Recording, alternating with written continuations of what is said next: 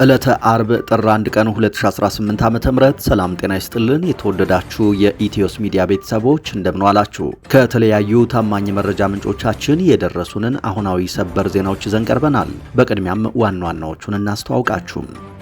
በአማራ ክልል በአገዛዙ ጦርና በፋኖ መካከል የሚደረገው የጨበጣ ውጊያ ዛሬም ተባብሶ ቀጥሏል። አገዛዙ በውጊያው ከድሮን ጀምሮ በመድፍ በቢኤም ሮኬት እንዲሁም በሞርተርና በዙ 23 ታግዞ ነበረ ጥቃቱን ለመክፈት ያቀደው። ይህ በእንዲህ እንዳለ በጎንደር ግንባር በተደረገ ከባድ ውጊያ ሁለት የአገዛዙ የጦር መሪዎች መገደላቸው ተነግሯል። የአገዛዙ መከላከያና ሚሊሻም የእርስ በርስ ተኩስ መክፈቱ የተነገረ ሲሆን በርከት ያሉ የሰራዊቱ አባላትም ተገድለዋል። ፋኖ በጎጃም ግንባርም የሚያደርገውን የማጥቃት ኦፕሬሽን አጠናክሮ የቀጠለ ሲሆን ደብረ ማርቆስ ከተማ ላይ ሰርጎ በመግባት ከባድ ጥቃት መፈጸሙን አሳውቋል። የግንባሩን ዝርዝር መረጃ ይዘናል፣ የምትሰሙት ይሆናል። ሀገሪቱን በጦርነት እያመሰ የሚገኘው የኢትዮጵያው አገዛዝና የብሪክስ አባል ሀገራት የባህር ኃይል አባላት በዛሬው ዕለት የጦር ልምምድ መጀመራቸው ተነገረ። ይህ ወታደራዊ ልምምድ የሰላም ፍላጎትን ለማሳየት ነው ቢባልም በኢትዮጵያ ግን ብልጽግና ስልጣን ከጨበጠበት ጊዜ ጀምሮ ሀገሪቱ በጦርነት እየታመሰች ትገኛለች። በዚህ የጦር ልምምድ ላይ ሩሲያና ብራዚል እንዲሁም ህንድን ጨምሮ ኢራንና ሌሎች ሀገራትም ይሳተፋሉ ተብሏል። በዝርዝር ተሰሙታላችሁ። ከወጣቷ ሞዴል ቀነኒ አዱኛ ህልፈት ጋር በተያያዘ ሌላኛው ወንድሟ እኔም የማውቀውን እናገራለሁ ሲል ጉድ ያስባለ መረጃን አውጥቷል። ከዚህ በፊት የቀነኒ ታናሽ ወንድም ሊበን አዱኛ ያየውንና የተመለከተውን እየተናገረ ሲሆን ዛሬ ደግሞ ለማ አዱኛ ጉድ የተባለ መረጃ ለቋል። ተሰሙታላችሁ። በኢራን ከፍተኛ የመንግስት ተቃውሞ ተቀሰቀሰ።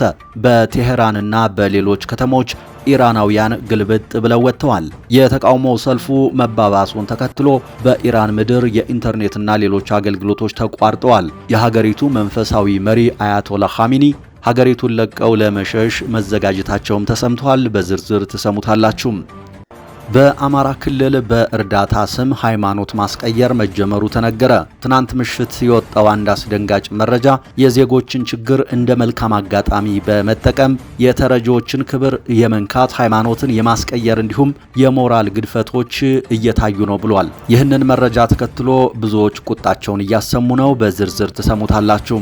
የተወደዳችሁ የኢትዮስ ሚዲያ ቤተሰቦች ከኛ ጋር ከቆያችሁ እነዚህንና ሌሎችንም መረጃዎች ይዘናል። በየቀኑና በየሰዓቱ የምንለቃችሁ አዳዲስ መረጃዎች እንዲደርሷችሁ ቻናሉን ሰብስክራይብ፣ ቪዲዮውን ላይክ እና ሼር ማድረጋችሁን ቀጥሉ። በቀጥታ ወደ ዝርዝር መረጃው። በአማራ ክልል በአገዛዙ ጦርና በፋኖ ኃይሎች መካከል የሚደረገው የፊት ለፊት ውጊያ ዛሬም ተባብሶ ቀጥሏል። በጎንደር ግንባር ወገራ በተደረገ ውጊያ ሁለት ያገዛዙ የጦር መሪዎች መገደላቸው ሲነገር፣ በጎጃም ደብረ ማርቆስም ከባድ የተባለ ጥቃት ተፈጽሟል። አገዛዙ በድሮንና በመድፍ የታገዙ ሁለት የኮማንዶ ክፍለ ጦሮችንና ሁለት የእዝ ሰራዊትን ከአድማ ብተናና ሚሊሻ ጋር አጣምሮ አሰልፎ ቢዋጋም የፋኖን በትር ግን መቋቋም ተስኖታል።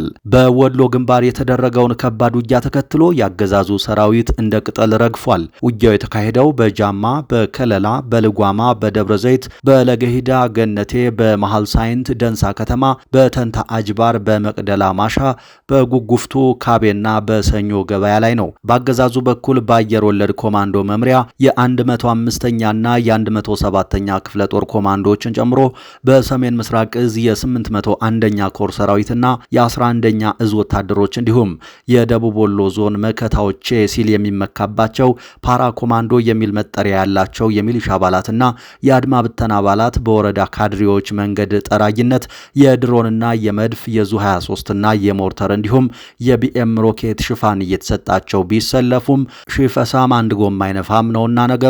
ይህ ሁሉ ሰራዊት የፋኖን ጥቃት መቋቋም አቅቶት ከባድ ሽንፈትን ተከናንቦ ውሏል። በውጊያው 4 ብሬን፣ 1 ስናይፐርና 170 ክላሽንኮቭ መሳሪያ፣ ሁለት ወታደራዊ ኦራል ተሽከርካሪዎች ከነጫኑት ሬሽንና ተተኳሽ፣ 146 ወታደሮችና በርካታ ወታደራዊ መገናኛ ሬዲዮኖች በፋኖ መማረካቸውን ለማረጋገጥ ተችሏል። በጎጃም ቀጠናም የፋኖ ጥቃት ተባብሶ ቀጥሏል። በመሃል ደብረ ማርቆስ ከተማ በተፈጸመ የቦምብ ጥቃት ያገዛዙ በርካታ የሚሊሻና የአድማ ብተና አባላት ሙትና ቁስለኛ መደረጋቸው ታውቋል። ጥቃቱ የተፈጸመው በከተማዋ ጎተራ ተብሎ ከሚጠራው ሰፈር ወንቃ ተብሎ ወደሚጠራው አካባቢ በተሽከርካሪ ተጭነው ሲጓዙ በነበሩ ያገዛዙ ወታደሮች ላይ መሆኑ ታውቋል። በተመሳሳይ በጎንደር ግንባር ፋኖ በፈጸመው ከባድ ጥቃት 2 ያገዛዙ ጦር መሪዎች ተገድለዋል። ያገዛዙ ጦርም የእርስ በርስ ውጊያ ከፍቶ በርካቶች ተገድለዋል። በአምባ ጊዮርጊስ ከተማ ግስም የጌታቸው የተባለ የሚሊሻ አባል ሌሊቱን የመከላከያ ሰራዊት ሻለቃ መሪውን ጨምሮ 4 የጦሩን አባላት በመሸኘት 3ቱን አቁስሎ ወደ ጎንደሬ በጋሻው ክፍለ ጦር ለማምለጥ ቢሞክርም ሳይሳካለት ታሪክ ሰርቶ የጀግና ሞት ሙቷል ነው የተባለው። 3ቱ የመከላከያ ቁስለኞች ጎንደር ሪፈራል ሆስፒታል ገብተዋል። አሁን ላይ በመከላከያና በሚሊሻው መካከል ያለው ውጥረት ጨምሯል። ቅዳሜ ዕለትም መከላከያ የተወሰኑ ሚሊሾችን መሳሪያ አስወርዶ በዱላ እየደበደበ ያሰረ ሲሆን የዛሬው ጉዳይ ችግሩን የበለጠ ቤንዚል ጨምሮበታል ነው የተባለው። ዛሬ ከተማ ውስጥ በመከላከያና በሚሊሻ መካከል ስብሰባ የተደረገ ቢሆንም ያለ መተማመንና ያለ መግባባት ስብሰባው ተበትኗል። በተመሳሳይ በገደብየ ከተማ ፋኖን አጠፋለሁ እያለ በየስብሰባው ሲፎክር የነበረው ያገዛዙ 100 አለቃ አመራር በጎንደር የበጋሻው ክፍለ ጦር ፋኖች መገደሉ ተነግሯል።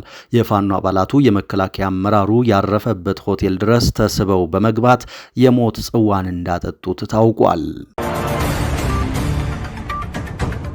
በአማራ ክልል በእርዳታ ስም ሃይማኖት ማስቀየር መጀመሩ ተነገረ። አመልድ ኢትዮጵያ የተሰኘው የቀድሞው የአማራ መልሶ መቋቋምና ልማት ድርጅት በአማራ ክልል አንዳንድ አካባቢዎች የሰብአዊ እርዳታ አሰጣጥ መርሆችን የሚጥሱ ተግባራት ይታያሉ ሲል አመሻሹን ባወጣው መግለጫ ወቅሷል። ድርጅቱ የዜጎችን ችግር እንዳጋጣሚ በመጠቀም ይፈጸማሉ ያላቸውን የተረጂዎችን ክብር የመንካት፣ ሃይማኖትን የማስቀየር እንዲሁም የሞራል ግድፈቶችን በጽኑ አውግዟል። ድርጅቱ በአንዳንድ አካላት አማካኝነት የሰዎችን ሰብአዊ ክብር፣ እምነትና ሞራል ባልጠበቀ መልኩ ሰብአዊ ድጋፎችን የእምነት ማራመጃና ማስፋፊያ መሳሪያ አድርጎ የመጠቀምና ተረጂዎችን ለተጽዕኖ የመዳረግ አካሄዶች መስተዋላቸው እጅግ አሳሳቢና አሳዛኝ ነው ብሏል። ሆኖም ሰብአዊ እርዳታን የእምነት መሳሪያ ያደረጉት አካላትን ማንነት ወይም ድርጊቱ በየትኞቹ የክልሉ አካባቢዎች እንደተፈጸመ በመግለጫው አልጠቀሰም። ከወጣቷ ሞዴል ቀነኒ አዱኛ ህልፈት ጋር በተያያዘ ድምፃዊ አንዱዓለም ጎሳ በቅርቡ ባሰራጨው ቪዲዮ ላይ የተጠቀሱ የቀነኒ ወንድሞች ምላሽ ሰጡ። ከዚህ በፊት ታናሽ ወንድሟ ሊበን አዱኛ የማውቀውን አጋልጣለሁ ሲል የተናገረ ሲሆን አሁን ደግሞ ሌላኛው ወንድሟ ጉድ የተባለ መረጃ አጋርቷል። ድምፃዊ አንዱዓለም ጎሳ ቀነኒ ጭንቀት እንደነበረባት፣ በአጠቃላይ ያለውን ነገር ማንም ቀርቦ ጠይቆ የሚያውቅ ቤተሰብ እንደሌለ ተናግሮ ነበር። ለማ አዱኛ ግን የቀነኒን ጭንቀት በተመለከተ ከኛ ጋር በእሷ ህመም ዙሪያ የተማከርነውም የተወያየነውም ጉዳይ የለም ብሏል። ቀነኒ ከመሞቷ በፊት ከምሽቱ 6 ሰዓት ከ20 አካባቢ ደውላ በአንዱዓለም ጎሳ ስም መኪና ለማስመጣት ፈቃድ እንዲያወጣ እንደነገረችው ይህንን አውርተው በሰላም መለያየታቸውን አስታውሷል። ቀነኒ ከሞተችበት ከሌሊቱ 9 ሰዓት ጀምሮ እስከ ንጋት 12 ሰዓት ድረስ ከቤት አንስተው ሚኒሊክ ሆስፒታል እስክትደርስ ድረስ ቤተሰቡ አለማወቁና ቤተሰብ ሳያውቅ ለመቅበር እቅድ እንደነበር ተናግሯል። አክሎም ከቤት አንስተው ያኔት ሆስፒታል ወሰዷት። የሷ ቅርብ ዘመዶች የሉም ሲባሉ እዚህ የላትም ገጠር ነው ያሉት አሉ። እዚሁ ከተማ ሆነን እንደሌለን ተደርገናል ሲል ገልጿል። ሚኒሊክ ሆስፒታል ሁሉንም ነገር ጨርሰው እንደጠበቋቸውም ተናግሯል። ሆስፒታል እንደሄዱ አስከሬኗን በግድ ከፍቶ ማየቱን የተናገረው ለማ እኔ አስከሬኑን ከፍቼ ነው ያየሁት። አስከሬኑ ላይ ምንም አይነት ስብራትም ሆነ ደምም ሆነ የተለያየ ጉዳት አልደረሰም። ከዛ የሚያክል ፎቅ ላይ የወደቀ ሰው ደግሞ ይሰባበራል፣ ብዙ ነገር ይደርስበታል ብሏል። ቀነኒ ቤት ውስጥ ነው የሞተችው። ሞታ አቅፈው መሬት ላይ አውርደው ራሷን ጥላ እንደሞተች አስመሰሉ። ጮኸው ራሷን ጣለች አሉ በማለት እህቱ እንደተባለው ከፎቅ ላይ ወድቃ ሞታለች በሚለው እንደማያምኑ ተናግሯል። ጉማን በተመለከተም አባገዳዎች ልኮ ጉማ ከፍላለሁ ሽምግልና አስታርቁኝ ብሎ ሲለምን ነበር። ያልገደለበትን ጉማ የሚከፍልበት ምክንያት የለም። ከዛ ጉዳዩ እንደማይሆን ሲረዳው ግን እኔ ጉማ ከፍላለሁ አላልኩም በማለት የተናገረው ሐሰትና ማጭበርበር ነው ብሏል። የቀነኒ ታናሽ ወንድም ሊበን በሰራው ቪዲዮ የተነሳ ማስጠንቀቂያ እየደረሰው መሆኑን ያነሳው ለማ አዱኛ በሱም ሆነ በሌሎች ላይ የሆነ ነገር ቢደርስ ያደረሰው የምናውቀው ሰው ነው ብሏል። ኢትዮጵያ ትሳተፍበታለች የተባለው የብሪክስ ሀገራት የባህር ኃይል ልምምድ ዛሬ ተጀምሯል። ኢትዮጵያ አባል የሆነችበት የብሪክስ ሀገራት ባህር ኃይሎች በቻይና መሪነት በደቡብ አፍሪካ የሚያደርጉትን የባህር ኃይል ወታደራዊ ልምምድ ዛሬ ጀምረዋል። ይህ ዊል ፎር ፒስ 2026 በአዲሱ የአውሮፓውያን ዓመት የሰላም ፍላጎትን ለማሳየት በሚል የተሰየመው ወታደራዊ ልምምድ የብሪክስ አባል ሀገራት ባህር ኃይሎች የሚሳተፉበት ነው። በኬፕታውን በሚካሄደው የባህር ኃይል ልምምድ ላይ ኢትዮጵያን ጨምሮ ሌሎች የብሪክስ አባል ሀገራት እንደሚሳተፉ እየተነገረ ነው። የአስተናጋጇ ደቡብ አፍሪካ ብሔራዊ የመከላከያ ኃይል እንዳስታወቀው በቻይና መሪነት የሚደረገው ይህ ወታደራዊ ልምምድ ለ7 ቀናት የሚቆይ ሲሆን ብራዚል፣ ሩሲያ፣ ህንድ፣ ግብጽ፣ ኢራን፣ ሳውዲ አረቢያ፣ የተባበሩት አረብ ኤሚሬትስና ኢንዶኔዥያ ተሳታፊ ይሆናሉ። የባህር ላይ ልምምዱ ዓለም አቀፍ ትኩረትን የሳበ ሲሆን ደቡብ አፍሪካ ከአሜሪካ ተቀናቃኝ ሀገራት ጋር ግንኙነቷን እያጠናከረች መሆኑ ከዋሽንግተን ጋር ያላትን መሻከር የበለጠ ሊያበላሸው ይችላል ተብሏል። ለልምምዱ የቻይናና የኢራን የጦር መርከቦች ወደ ደቡብ አፍሪካ የባህር ኃይል የጦር ሰፈር የደረሱ ሲሆን የሩሲያ ጦር መርከቦችም እንደሚኖሩ ተነግሯል። የባህር ኃይሎቹ ልምምድ የባህር ላይ ደህንነት ላይ ያተኮረ ነው ስትል ደቡብ አፍሪካ አስታውቃለች። ይህ በእንዲህ እንዳለ የቻይናው የውጭ ጉዳይ ሚኒስትር ኢትዮጵያን ጨምሮ በተለያዩ የአፍሪካ ሀገራት ውስጥ ይፋዊ ጉብኝት እያደረጉ መሆናቸው ይታወቃል። በኢራን ከተሞች ከባድ ተቃውሞ ተቀሰቀሰ። የሀገሪቱ መንፈሳዊ መሪ ከኢራን ለመሸሽ ሻንጣቸውን ሸክፈዋል። ከፍተኛ ቁጥር ያላቸው የተቃውሞ ሰልፈኞች በኢራን ዋና ከተማና በሌሎች ከተሞች መከናወናቸውን በበይነ መረብ እየተዘዋወሩ ከሚገኙ ቪዲዮዎች ለማየት ተችሏል። ተቃውሞው ካለፉት ዓመታት ትልቁ እንደሆነ ተነግሮለታል። ሐሙስ ምሽት በቴሄራንና በሁለተኛው ከተማ ማሻሃድ የተካሄዱትን የተቃውሞ ሰልፎች የጸጥታ ኃይሎች ለመበተን አለመሞከራቸውን ከተለያዩ ቪዲዮዎች ላይ ለመመልከት ተችሏል። በመላ ሀገሪቱ ኢንተርኔትና ስልክ መዘጋቱም ታውቋል። ተቃዋሚዎች የኢራን መንፈሳዊ መሪ አያቶላህ አሊ ሐሚኒ ከስልጣን እንዲለቁና ደጋፊዎቻቸው ወደ ጎዳና እንዲወጡ ያሳሰቡትን የቀድሞ ሻህ ልጅ ሬዛ ፓህላቪ ቦታውን እንዲረከቡ ሲጠይቁ እንደነበር ከቪዲዮዎች ድምፅ ለመረዳት ተችሏል። በኢራን የገንዘብ ምንዛሬ መውደቅ ምክንያት የተቀሰቀሰው ቁጣ ለ12ኛ ተከታታይ ቀን የቆየ ሲሆን በኢራን 31 ግዛቶች ውስጥ በሚገኙ ከ100 በላይ ከተሞችና መንደሮች ተሰራጭቷል ሲሉ የሰብአዊ መብት ቡድኖች ተናግረዋል። በአሜሪካ የሚገኘው ሂውማን ራይትስ አክቲቪስት ኒውስ ኤጀንሲ 5 ልጆችን ጨምሮ ቢያንስ 34 ተቃዋሚዎችና 8 የጸጥታ ኃይሎች መገደላቸውንና 2270 ተቃዋሚዎች መያዛቸውን አስታውቋል። በኖርዌይ የሚገኘው የኢራን የሰብአዊ መብቶች ድርጅት በበኩሉ 8 ልጆችን ጨምሮ ቢያንስ 45 ተቃዋሚዎች በጸጥታ ኃይሎች መገደላቸውን ተናግሯል። ቢቢሲ ፐርሺያ የ22 ሰዎችን ሞት ማንነት ሲያረጋግጥ የኢራን ባለስልጣናት ደግሞ 6 የጸጥታ ኃይሎች ሕይወታቸው ማለፉን ሪፖርት አድርገዋል። በአማራ ክልል ያሉ የጤና ባለሙያዎችን በውሰት በማዘዋወር ማሰራት ታገደ። የአማራ ክልል ጤና ቢሮ የጤና ባለሙያዎችን በውሰት የማዘዋወር አሰራር ከጥር 1 ጀምሮ ላልተወሰነ ጊዜ መታገዱን አስታውቋል። የቢሮው አንድ የስራ ኃላፊ የውሰት ዝውውር ላልተወሰነ ጊዜ ታገደው ከመመሪያ ውጪ የሆኑና ያልተገቡ አሰራሮች በመስተዋላቸው መሆኑን ተናግረዋል። የክልሉ ጤና ቢሮ እገዳውን ያስተላለፈው የውሰት ዝውውርን በተመለከተ ባለፈው ሰኞ ታህሳስ 27 2018 በጻፈው ደብዳቤ ነው። በክልሉ ዞኖችና የከተማ አስተዳደሮች ስር ላሉ ጤና መሪዎችና ሆስፒታሎች የተጻፈው ይህ ደብዳቤ የመንግስት ሰራተኞች የምልመላና መረጣ መመሪያን መሰረት በማድረግ የጤና ባለሙያዎች ከአንድ ተቋም ወደ ሌላ ተቋም በውሰት በመዘዋወር ሲሰሩ መቆየታቸውን አስታውሷል።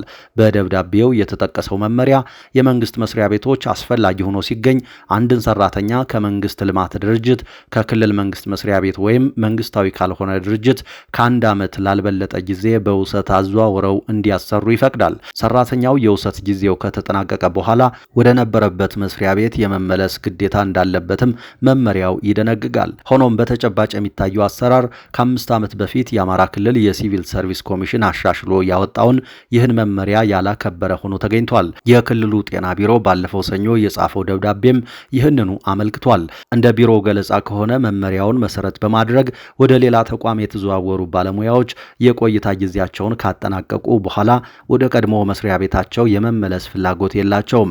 እነዚሁ ባለሙያዎች በተዘዋወሩበት ተቋም በቋሚነት ለመቀጠል ዝውውር እንዲሰጣቸው እንደሚፈልጉም ቢሮ በደብዳቤው ላይ አስፍሯል። እነዚህን መሰል የባለሙያዎች ጥያቄዎች ከመመሪያ ውጭና ያልተገቡ መሆናቸውን በደብዳቤው የገለጸው ቢሮው በአሰራሩ ላይ ከፍተኛ የመልካም አስተዳደር ችግር እየፈጠረ መሆኑን አስታውቋል። በዚህም መሰረት የውሰት ዝውውር አሰራር ከዛሬ አርብ ጥር 1 ጀምሮ ላልተወሰነ ጊዜ በሁሉም ተጠሪ ተቋማት ይህንኑ ተግባራዊ እንዲያደርጉ አዟል። በሐዋሳ ከተማ በዛሬው ዕለት አንድ አስደንጋጭ አደጋ ተከስቷል። በሐዋሳ ከተማ በዛሬው ዕለት ከባድ የተባለ የእሳት አደጋ ማጋጠሙን የተነገረው፣ ይህንን ተከትሎም የሰዎች ሕይወት አልፏል። በሁለት ቤቶች መሃል ተጠግተው የሚኖሩ የ6 ዓመት ሕፃንና እናት ሕይወታቸው እንዳለፈ የሐዋሳ ከተማ ፖሊስ ገልጿል። የእሳት አደጋው ከሌሊቱ 6 ሰዓት ገደማ በታቦር ክፍለ ከተማ አዲሱ መናኸሪያ አካባቢ በተለምዶ አጠና ተራ ተብሎ በሚጠሩ አካባቢ በንግድ ቤቶች ላይ መነሳቱ ነው የተገለጸው።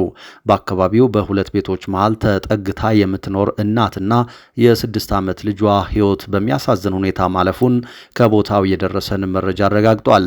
ቦታው ለንግድ ቦታነት በሐዋሳ ከተማ ኢንተርፕራይዞች መምሪያ ተገንብቶ የተሰጠ እንጂ መኖሪያ አይደለም ያለው ፖሊስ እሳቱን በቀላሉ ለመቆጣጠር የቦታው አመቺ ያለመሆንና የሰዓቱ ሁኔታ ፈተና እንደነበር ገልጸዋል። የአካባቢው ማህበረሰብ ከከተማው ፖሊስና እሳትና አደጋ ሰራተኞች ጋር በመረባረብ እሳቱን መቆጣጠር ቢችሉም የአንዲት እናትና ልጅ ሕይወት ማለፉ እንዳሳዘናቸው ነው የአካባቢው ነዋሪዎች የገለጹት። የተወደዳችሁ አድማጭ ተመልካቾቻችን ከኢትዮስ ሚዲያ ለዚህ ሰዓት ያዝናቸው አዳዲስ መረጃዎች እነዚህ ነበሩ። ከቆይታ በኋላ ሌሎች መረጃዎችን ይዘን ድጋሚ እንመጣለን። እስከዛው በያላችሁበት ሰላም ጊዜ የተመኘን